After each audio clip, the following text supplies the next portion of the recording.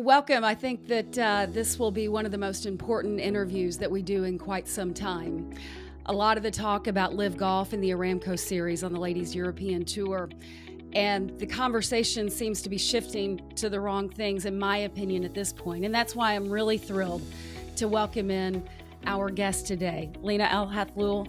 Thank you so much for your time. Your sister, Loujain, who spent 1,001 days in a Saudi prison. And I wanted to connect with you, and I appreciate you doing this because you're brave. I've read so much about your story, your sister's story, your background. But this conversation with LIVGolf, this conversation with Aramco, it's focused on money, it's focused on sports.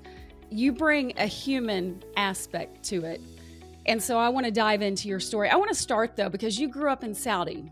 What was it like for a young girl growing up in Saudi Arabia? That's a very difficult question because when we're there, we don't really see, we don't really feel the difference. It's once we know what freedom is that we are actually, we realize the kind of prison that it is. So actually in Saudi Arabia, I was living there when women were not allowed to drive yet. So I was always with a driver, whether a male relative or a stranger. So I was always with a man, which is always also sometimes dangerous to be with strangers in a car. The second thing is that there's the male guardianship system. So for every decision, even my mom had to have the consent of my father for even for traveling. I mean, I remember my father being overwhelmed with all these procedures because he had to sign and give his consent for us to only go on vacation because we're women.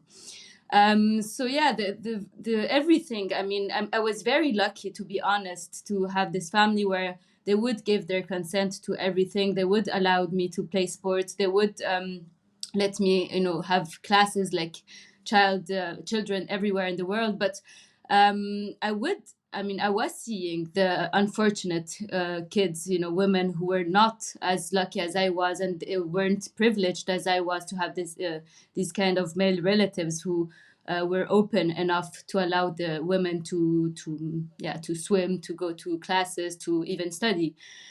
So yeah, it was heartbreaking to see that I was lucky, and we needed luck to just have a normal life, basically. So you said you didn't really understand what it was like until you experienced freedom. What was the difference once you did experience that? Well, the difference is that you don't know how powerful you can be, actually. You just, for example, my sister, I think that she realized that from a very young age that she can bring change. I honestly, I wasn't as brave and or as open as her to realize that before experiencing it. Once you're here, you don't have to have the consent of anyone to study, to work. You even realize that it's also responsibilities that are imposed upon you, and this is very empowering, I would say. This is something that you do not have back there. Even for custody, women don't have their choice for custody over their children. I was also here in Europe when my sister was first arrested, and even for her release, which was very shocking for me to be informed about that, is that for her release, she had to have the consent of a male relative to leave prison. So yeah, I really, I started realizing all of that once my sister really was active and once I was abroad doing my studies. So, reading on your sister's story, and again, I mentioned 1,001 days in a Saudi prison, and she was listed as a terrorist because she was an activist, a campaigner for women to have the right to drive, for the release of the guardianship system. You have talked in detail, as she has, about what she went through during those 1,001 days, subject to electric shock therapy, waterboarding, sexual abuse, floggings. That day, let's go back to March of 2018, and you find out that your sister has been taken into house custody, correct? That happened for a couple months before prison. What was your reaction to it? I'll try to be brief. But so basically, my sister was an activist. She had been imprisoned a first time in 2014 for trying to drive in Saudi Arabia. And because she was imprisoned in what is called a care house, so basically in Saudi Arabia, there is what's called a care house. It is basically prisons for women who are disobedient or who are under 30 and have committed a real crime. So when you're a woman in Saudi Arabia and your male guardian considers that whatever behavior you have can be considered as be disobeying him, you can be imprisoned in this care house and leave it only with the consent of a male guardian. So when Loujain tried to drive in 2014, she was imprisoned in that care house. And so when she went out of it, she realized that the problem actually is not only about driving in Saudi, it's about the whole guardianship system that imprisons women based on the arbitrary opinion of a male who considers a woman to be disobedient. So once she went out of prison, she continued her activism, but she broadened it. And she was trying to dismantle the guardianship system, which is many laws that imprisons or submits women to a man. And I think that's really the moment where it got a bit very frustrating for the authorities that she's not only about driving, she's also about being free, basically from A to Z. And so in February 2018, she was in Geneva, the Human Rights Council, and she was observing the official Saudi delegation that was talking about the improvements of women's rights in Saudi Arabia, and she was tweeting live about it, countering their narrative, basically. And so she got back to the Middle East, and she used to live in the UAE and the Emirates back then. And when she went back to the UAE, she was kidnapped. So she was driving her car from Dubai to Abu Dhabi. She was kidnapped in the middle of the highway, in the middle of the day. She was put in a private plane. She was brought back to Saudi against her will. And in Saudi Arabia, she was imprisoned for a couple of days. And then she was released and put on a travel ban. So she couldn't leave Saudi. And then in May 2018, that's when they broke into her house. But maybe an important point is that before they broke into her house, when she was this period where she was under on a travel ban, the royal court had called her saying that they're about to lift the driving ban. And they're about to let women drive, but she is not supposed to comment on it. She's not supposed to tweet about it and not even applaud the decision, just to stay silent. What, of course, she had to agree on. I mean, she was on a travel ban. There had been so many wave arrests on intellectuals, academics, royals before her. So she said, okay, the atmosphere is a bit tense now. I will, of course, do whatever you ask me to do. But nevertheless, they broke into her house. They took Loujain. She was forcibly disappeared for less than a month. And then she called and she said that she was in a hotel. And honestly, we felt relieved. We thought that it was actually a hotel back then. And then later on, she only had calls. And then the first visits started when she was brought back to the official prison. And that's when we found out about what this hotel was. Actually, it was a torture facility. I can't imagine how painful it is for you to talk about it. I read that your parents actually saw her, and of course the Saudis did not want this out. They wanted to restrict any kind of information that she indeed was being tortured. But your parents saw it firsthand. They saw her body. They saw the physical shape that she was in. How has she described that to you? I'm sorry, it's always very difficult. It's been years, but it's always the same.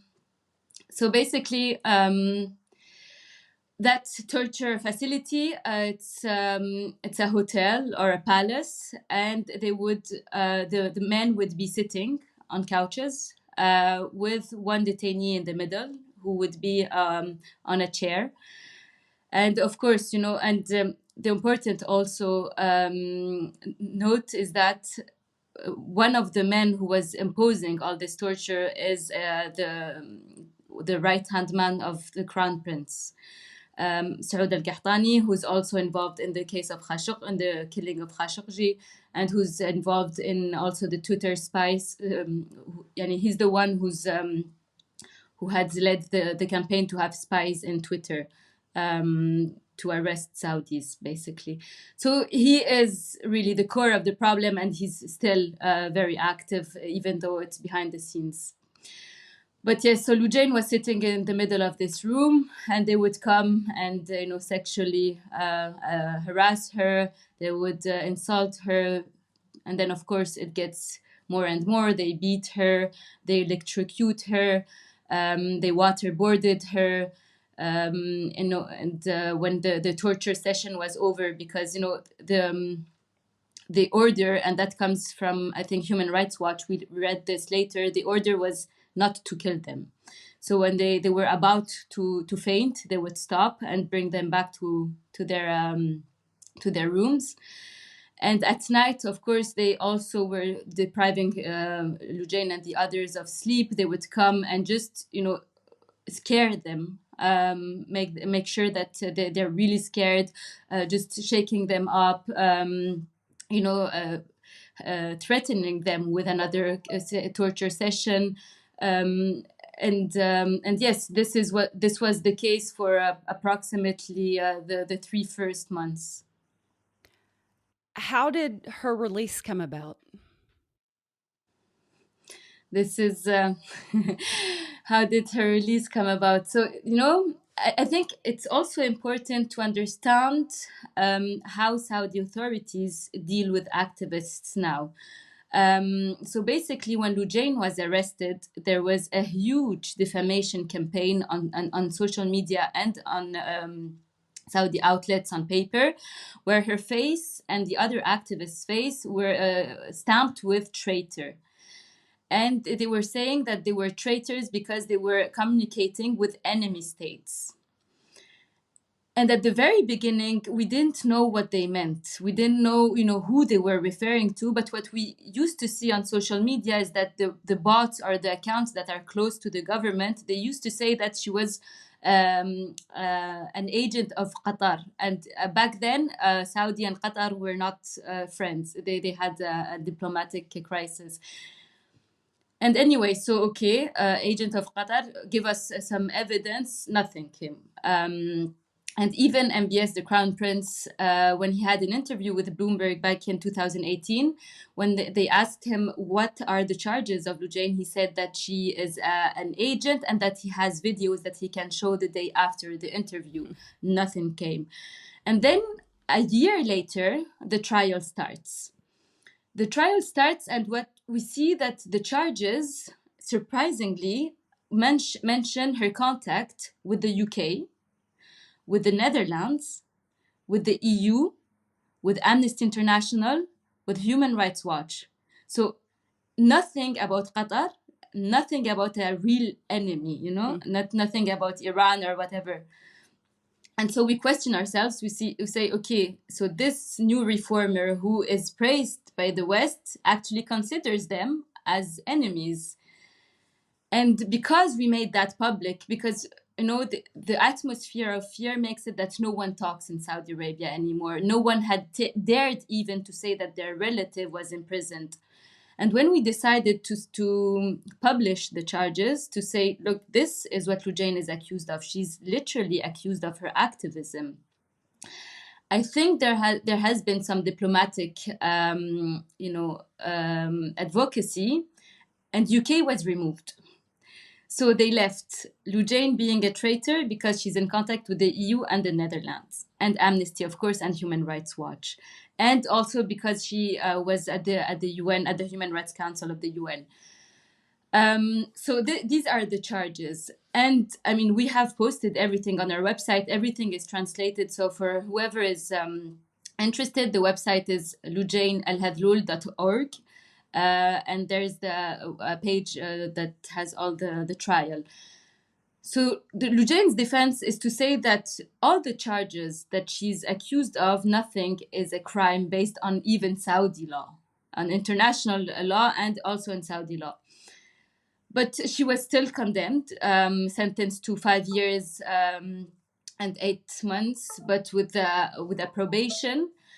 And that probation makes it that whatever she does could be considered as a crime, and she can get imprisoned anytime. And she's also not allowed to speak to journalists. She's not allowed to speak about her experience in prison, and she has a 5-year travel ban. And they actually wanted or gave her the option to be released sooner, correct? They wanted her to say initially in a statement that she wasn't beaten, she wasn't tortured, and then they wanted her to go on camera. Of all the admirable things that your sister did, in my opinion, that was one of the most, because she wanted that story out there. How did she make that decision?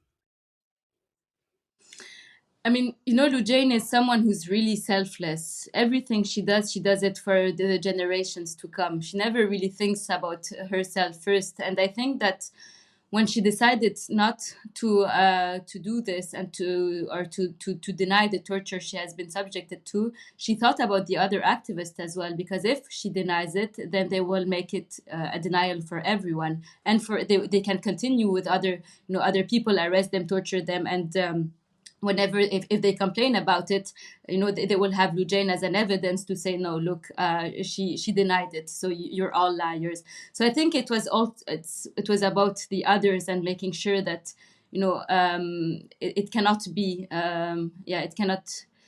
it could be experienced by other activists again. And she wanted really to have some kind of accountability to what is happening, and of course they keep denying the torture. Good for her. What's she doing now? So now she is allowed to work. Not all the activists who have been released are allowed to work, but I think because of her profile, it would be too difficult for them to deprive her of work. But the thing is, they target people around her. So the center she works for, the president of the center has been forcibly disappeared just after she started working. And we see, of course, she's a bit isolated, I would say, because they don't want people, it's an official charge, basically, to be in contact with Loujain. So it's a very, she lives in constant fear, but she's still very strong. Reading the story on your sister was difficult enough, and I've read a lot of the articles that you've posted on Twitter, and it almost becomes more difficult because you're very open and you say it really eloquently that over here in the West, we think that MBS is progressive. He tries to display those sorts of things. You recently posted an article, and it's interesting because this whole guardianship issue is still ongoing. You talked about women who are in these sort of hideaways, for lack of a better word. And if they report rape, they report incest, they report physical abuse, that they are actually punished and their abusers have control over them. That is still the guardianship system. How much is the West being fooled by the propaganda that MBS is trying to spread? Well, I think, Lisa, to be honest, there is the ones who are being fooled are just turning a blind eye on what is happening. There is too much evidence of who he is and what Saudi Arabia is now. I mean, I can understand that at the very beginning, when he was, named Crown Prince, and he had all this narrative about women's rights, women driving, opening up the country to foreign business. I can understand. But after a couple of years, when the murder of Khashoggi, with the war in Yemen, with the diplomatic crisis in Qatar, with the arrest of all the activists and the torture of women in prisons, with the arrest and the imprisonment of the prime minister of a sovereign country that is Lebanon. I mean, there are too much evidence to say that we can believe that he is open and he's a real reformer. I think that now the people who still continue to have this narrative are just too interested. They are consciously turning a blind eye to what is happening in the country. And unfortunately, right now, a lot of that is happening with golf. I want to turn our attention to that. In October 2020, you wrote a very powerful letter. And this is how I first got introduced to you, because I read the letter. And it's the entire letter is just absolutely beautiful, because it spells out exactly why you were pleading with the Ladies European Tour players not to participate in the Aramco Series. It is something that I'm passionate about. We're watching this LIVGolf scene, and it involves men and hundreds of millions of dollars that fits absolutely no business model. But the Ladies European Tour has actually forced this upon these players. And so saying no to certain tournaments is really difficult if they want to continue their livelihoods. How did you find out about this? And what was behind the plea that you put out in the letter? Well, I've since Crown Prince Mohammed bin Salman has been using the strategy of sports washing, I've been really interested in that, and I think that again, I do not want to be unfair with the Saudi people. I don't want them to be sanctioned twice. I don't want them to be deprived of sports.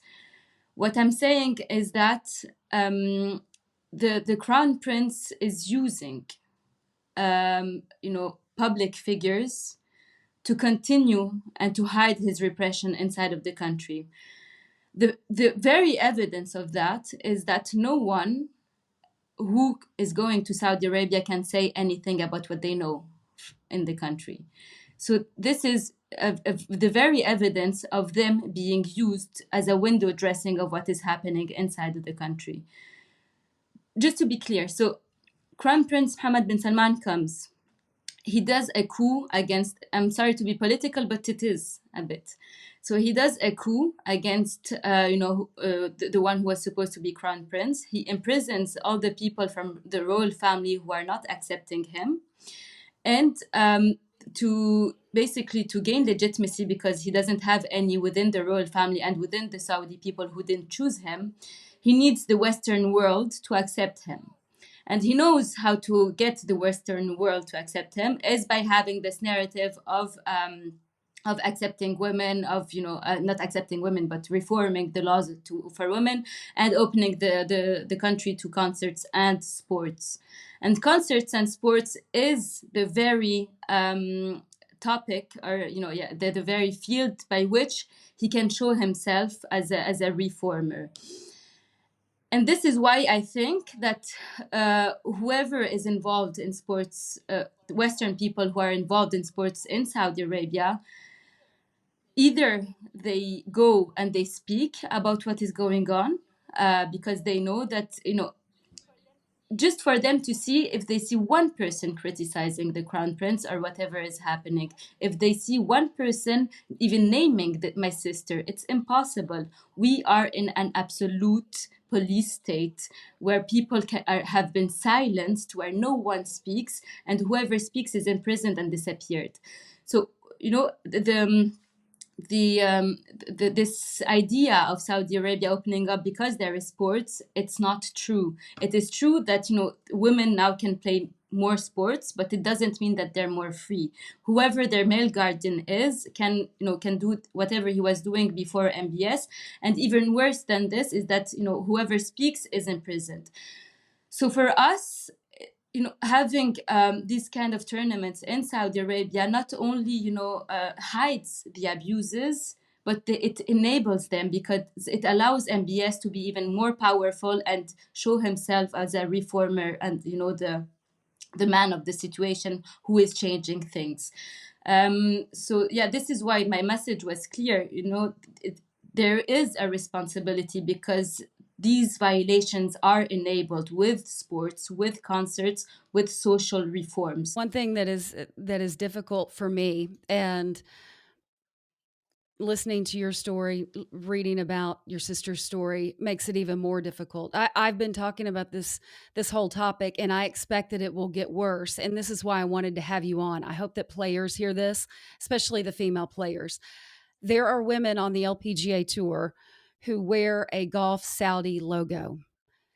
a Gulf Saudi logo, and you're explaining how this repressive regime under MBS has not only continued, but in a sense is getting worse because of the whole facade that he's trying to do. What would your message be, Lina, to those women who have that logo or are thinking about wearing the logo and accepting this kind of money? My message is clear. I think that we should remember that Saudi Arabia is not MBS. And wearing this logo only represents MBS. So for them to be fair, they should be speaking about my sister, Loujain. They should be speaking about all the women rights activists who are either still in prison or under a travel ban. They should be talking about the male guardianship system.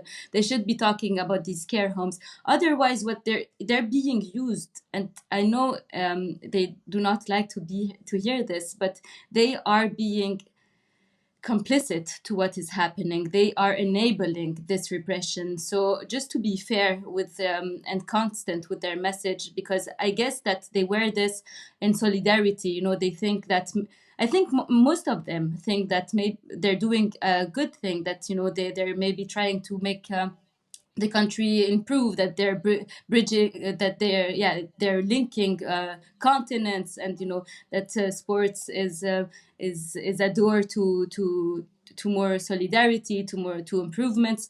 But this is not the case in Saudi. So just for their for their message to be fair, I think that they have a duty to speak about women's rights activists, to speak about women's rights in Saudi Arabia, and also to make sure that when they go there, to feel the real atmosphere and to see that actually it is a dictatorship where no one can speak. Does this give MBS more power? And if so, how dangerous is that? Absolutely. He wouldn't have any power without this soft power, actually. This is all he has now for his own legitimacy, because no one wants him. So, of course, it does give him more legitimacy. It does empower him. It does embolden him. And it does increase the repression inside the country. And I must say something as well, is that MBS, and again we're being political, but he's not only dangerous for the Saudi people. I mean, we've seen it in so many cases that the transnational repression that he is at the core of is very dangerous. And I don't think we want to enable and embolden someone like MBS, who maybe will become a new Bashar al-Assad, who won't be stopped in a 15 years time. So I think that it's our duty now to act and not to be short-sighted in what we do. Lina, Greg Norman recently made a ridiculous statement, and they were talking about the situation for women in Saudi. He said, well, I've been there and I've seen women in restaurants. Lee Westwood, who is a male golfer and committed to this LIVGolf tour, actually claimed that things are getting better for women in Saudi. How do you react to that, knowing what is taking place today, knowing the stories of these imprisoned camps and where women are currently being held? Because there doesn't seem to be any sort of progress. In fact, it seems to be taking sort of a backwards pedal since MBS tried to claim that this guardianship system was gone. Well, what I can say is that I don't think he's in the right place to say what the situation of women is in Saudi Arabia. I think that it's up to Saudi women to choose what they want, and we have seen that when Saudi women try to choose what they want, they get tortured in prisons. So being in a restaurant and seeing women eating, I don't think it's a sign of the country opening up. I think that the first thing to do is maybe to speak to women who are experiencing the repression in Saudi Arabia, and to see with them whether they're satisfied with the reforms or not. And I think that it might be impossible to get anyone who might criticize the so-called reforms because of the repression inside of the country. So maybe if you can speak to Loujain or to the women's rights activists who have been released, which he won't because they're not allowed to speak to anyone, then he can have a real idea of what is really going on and what women's rights looks like in Saudi today. What's the future for women under MBS? The future of women under MBS is